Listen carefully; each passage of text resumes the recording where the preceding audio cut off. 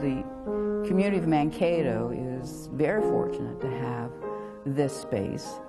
As a visitor just coming into the space, the initial impact is very impressive. The architecture in the building itself is almost like a giant work of art. People can walk in the door and share with the artist their vision of a world that they've created. Andrew Carnegie was very successful not only as a businessman, but also in accomplishing his vision of providing information and education to children throughout the whole entire country and in Europe. Carnegie funded 65 libraries in Minnesota, and about 40 of them survive. And they serve a lot of different functions now, but throughout the country, a lot of them have survived as art galleries. So his gifts of libraries in 800 plus communities to the United States added to the public education system in a huge way.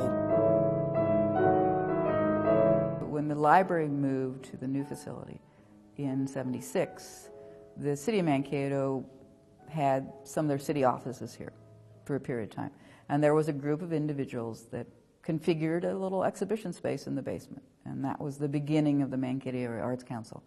In '81, when the city decided to sell it, they no longer wanted to use it for office space.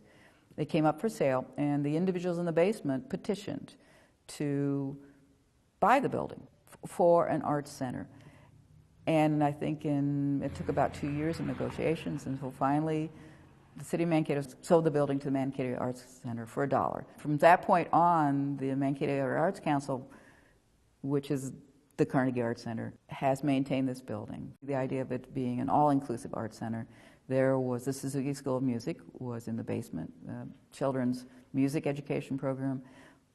Cherry Creek Theater, which was based in St. Peter, moved here and had a theater space, black box theater space for, I'd say, 7 or 8 years. Then it took hold of the fact that there wasn't really a visual arts center outside of the university situation. So that's the evolution of what the program is now. The purpose is to provide a protective space for visual artists in this region, in this community.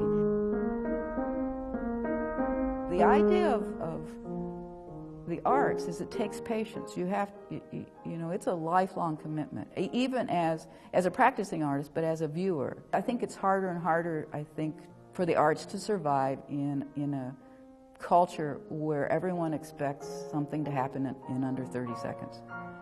And I think that's where a long-term goal is to try to continue to educate the community about the patience it takes to appreciate the arts.